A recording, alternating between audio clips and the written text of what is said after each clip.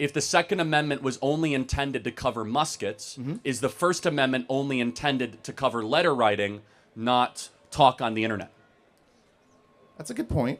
But All right, folks, buckle up because we've got another classic Charlie Kirk moment here where logic meets emotion and, well, emotion gets wrecked. This time, Charlie takes on a college student pushing gun control with a bunch of stats. But as always, Charlie Kirk doesn't just push back, he dismantles. Let's just dive into it. hey, Charlie, how's it going? Hey, we got the Harris Wall sticker. Welcome up. Real quick, I just want to say that I heavily agree with what you said about neutrality in the classroom. I think that's a brilliant standpoint, and I, as an ed major, I agree with that. Before I get to like the nitty gritty, go Dogs, horns down. Anybody? Yeah. We can agree. We should just stop. We agreed way too much. You're creeping me out, man. My bad. So I'm going to talk about some gun control stuff. Do you mind if I give you some statistics first? Yeah, fine. All right, awesome. So in the United Kingdom, there was the Dunblane massacre in March 13th, 1996. It was a school shooting. 17 people were killed. 15 were injured. Following that massacre, it is probably the biggest massacre in UK history, involving schools specifically. There was a ban on all handguns. Since then, there's been no school shootings in the UK, and it averages 28 firearm homicides a year. In the United States, there are 39,707 gun deaths in 2019 alone. The average of one gun-related death every 11 minutes. In 2023, there were 346 school shooting incidents in the U.S. So far, there have been 385 mass shootings in 2024, and a mass shooting is defined as an incident in which 4 or more people are injured or killed. Why are you pro-Second Amendment, and can you give me your stance on that? Yeah, see, this is where Charlie Kirk absolutely nails it. The guy throws out these big, scary numbers, but what does Charlie do? He actually breaks them down. Sure, 30,000 gun deaths a year sounds bad until you realize that most of them are suicides. That completely changes the argument. The real problem isn't guns. It's mental health. But, of course, the left doesn't want to talk about that because it's harder to legislate. Great. So I just want to make sure I can know where you're coming from. Do you believe owning a firearm is a right or a privilege? I believe it's a privilege. I'm going to go with that. Okay, so then you do not believe in the Second Amendment as it is written? No, I believe it needs to be amended. I believe in a ban for guns. Okay, so that's where we disagree, and that's okay. We have clarity but not agreement. I believe that the right to protect yourself and your family against a tyrannical government or a home invader is a inalienable right that must be protected and that no one can take it away. Now, let's just... And that's okay. We have clarity on that. Now, let's go through why I believe that and some clarifying statistics. Yeah. Everything you said is true, but one part of it is misleading. Is that, yes, there are about 30,000 gun deaths a year or death by firearm, but 2/3 of them are death by suicide. Yes. Yeah. Right? So it's a little misleading to say 30,000 or even every 11 minutes. And so there's some people that say, well, it's easier to commit suicide if you have a gun in the house. You and I would both agree, though, that if someone is committing suicide with a firearm, there's other underlying issues. The firearm is secondary. Absolutely. Okay, so that's a reason. Thank you for agreeing Absolutely, with that. yes. Okay, so therefore, that gives you about 10,000 gun deaths a year. The vast majority of those are gang-related in about 10 cities across the country. Not excusing it, but there's other underlying factors associated with it. Now, let's get into what our position is, those of us that believe in the Second Amendment. We fully acknowledge that when you have liberty, that you're going to have sometimes undesirable outcomes. For example, there are 50,000 people a year that die in auto fatalities, and it's tragic. However, no reasonable person would come up to the mic and say, let's ban driving. His is what I love about Charlie Kirk. He brings it back to reality. I don't know about you guys, but I've never seen a single protest demanding we ban cars because they cause accidents. Why? Because we understand that life has risks. But when it comes to guns, suddenly that logic disappears. No, it doesn't work that way. True. The one thing I disagree with, though, is that the primary intention of a firearm is to kill something. Well, not necessarily. That's interesting. The primary intention of a firearm is actually to protect what you love. The primary intention... I disagree with that, but... That's okay. So let's actually... The firearm is a technology or a tool that is actually intention neutral, right? So a firearm could be used for sharpshooting or it could be used for a massacre. No different than a kitchen knife can be used for a beautiful cook a beautiful meal or to, murder somebody. So it's a piece of technology, albeit it makes killing easier, but it in itself is not inherently what you might think it is. Now, let me just finish the point, though, is that we as enthusiasts for the Second Amendment acknowledge that in a free society, people are going to do bad things and dumb things, but there is a price to liberty. And this is a mature viewpoint that we lost during COVID. During COVID, as a country, we said, we don't want liberty, we want safety, and everybody stay at home 15 days to slow the spread. And how many of you guys wanted the lockdowns to end after like 2 weeks, right? And so what we get at, though, with firearms is that we acknowledge that there will be unnecessary deaths.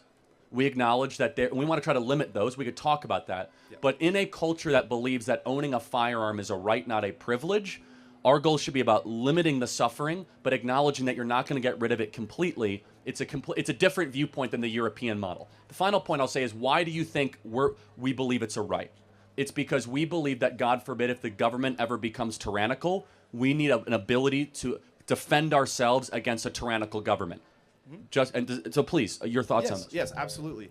So there's two things I want to touch on. The first is being the context of the Second Amendment during its creation. Obviously, the Constitution was written in 1776. It was 1787, and the Bill of Rights was 1791, but that's okay. Yeah. Anyways, so back then, the average, an experienced shooter on a musket could fire 3 shots a minute. All right, on average, it took 30 seconds to fire 1 shot. Modern day AR-15s, traditionally, if it's a stock model, holds about 30 rounds in a magazine. Now, you can customize that and make it carry more, sure, but the staggering statistic is that these AR-15s can empty this 30-round magazine in 5 seconds, is the possibility. So that's totally correct. The question is, what was the founders' intent when they put the Second Amendment? For example, to play out, and I'm not trying to pick on you, but for example, you say the founders only want or thought that, okay, musket, Second Amendment. Did they only think First Amendment, parchment and paper, not Twitter? I'm sorry, could you rephrase? If the Second Amendment was only intended to cover muskets, is the First Amendment only intended to cover letter writing, not talk on the internet? That's a good point. Yeah, see, this is where Charlie Kirk just obliterates the guy's argument. The only meant for muskets take is such a lazy point. Are we seriously going to pretend the founders didn't understand technological advancement? If that logic applied, freedom of speech wouldn't extend to social media, and we all know the left would lose their minds over that. So, yes, it's a total double standard. But here's the thing. Meaning these principles transcend technology. And that's where we come from, is that you have a First Amendment right, whether you're speaking freely on a message board or if you're just talking like the Founding Fathers would. You have a Second Amendment right, whether it's a musket or whether it's an AR-15, because the principle and the truth that undergirds it, and I'll let you in a second, yeah, for sure, is transcendent above the technology. So I'm going to use your logic a little bit. When the Constitution was written, slaves existed in the United States, and that was amended and added to the Constitution when we freed the slaves. Same with women, we gave them the right to vote. So I don't understand why. It feels like it's a little bit of cherry picking going on, because the Constitution is constantly evolving and changing. Well, but hold on, the First and Second Amendment have never changed. Does that mean they can't? Well, but we believe have a ratification process. Well, of course they can, but we think it shouldn't, and the fact that it hasn't is noteworthy. So, for example, we tried abolition of alcohol. The country didn't want it, and we got rid of it very quickly. So we've added amendments and gotten rid of them. Why has the First Amendment stood the test of time? Because we believe, as conservatives, the Constitution was not written for the times, but stand the test of time. Why?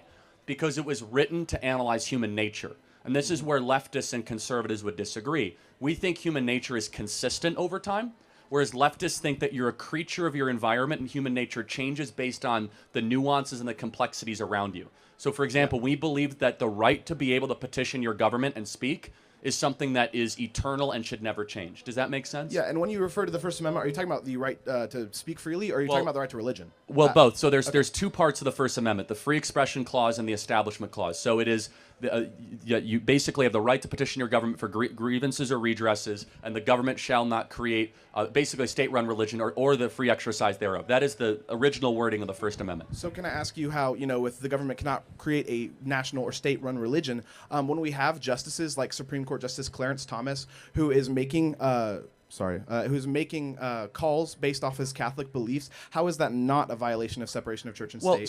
So first of all, separation of church and state is not in the First Amendment. You're gleaning that out of it. So that's actually a letter that Thomas Jefferson wrote in 1803 to the Danbury Baptist Convention, assuring the Baptists that the government would not come after them. So you're insinuating that that is the subtext of it. However, the Warren Court resurrected that letter and said it's separation of church and state. However, you would agree that we can never have separation of conscience or morality of state, right?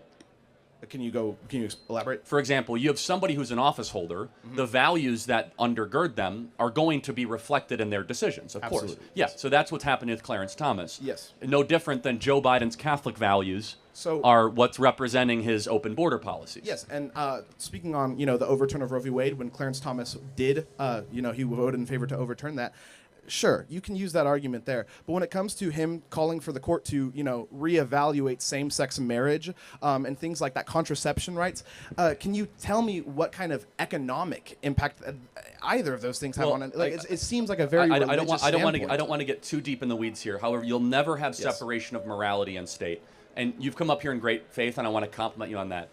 You are wearing a Harris Wall sticker. Yes. Just one question. Can you tell me her greatest accomplishment? Absolutely. So I think that Biden-Harris administration was in an unfortunate position when they came into office. It was, around the height of the COVID pandemic. And I wish I had exact numbers for you right now. I should have done more research on that. But the inflation rate has gone down since the height of COVID to now. And Donald Trump's, one of his biggest policies is imposing tariffs, right? Does anyone have the numbers? I'd be glad to. First of all, let me just ask, do you guys feel inflation has come down at all? So, no, it's okay. So this is important. I'm not picking on you.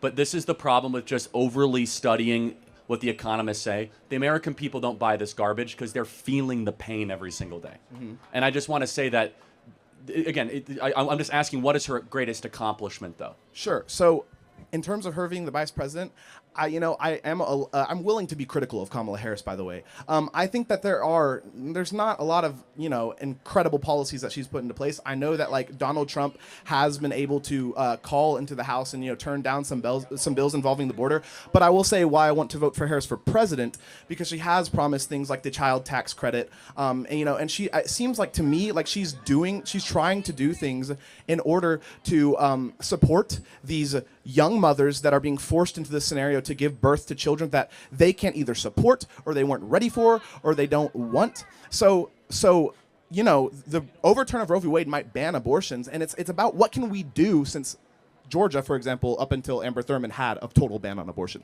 What can we do to support those mothers if we're going to ban abortion? Okay. Thank you very much. Yeah, thank you so much. I appreciate that. Thank you. So there you have it. Charlie Kirk, once again, calmly, methodically, and absolutely shredding a woke argument to pieces. And the best part, he doesn't do it with emotion or outrage, just cold, hard logic. The Second Amendment isn't just about guns, it's about protecting fundamental liberty. And if you think that's outdated, well, maybe you should rethink your stance on the First Amendment too.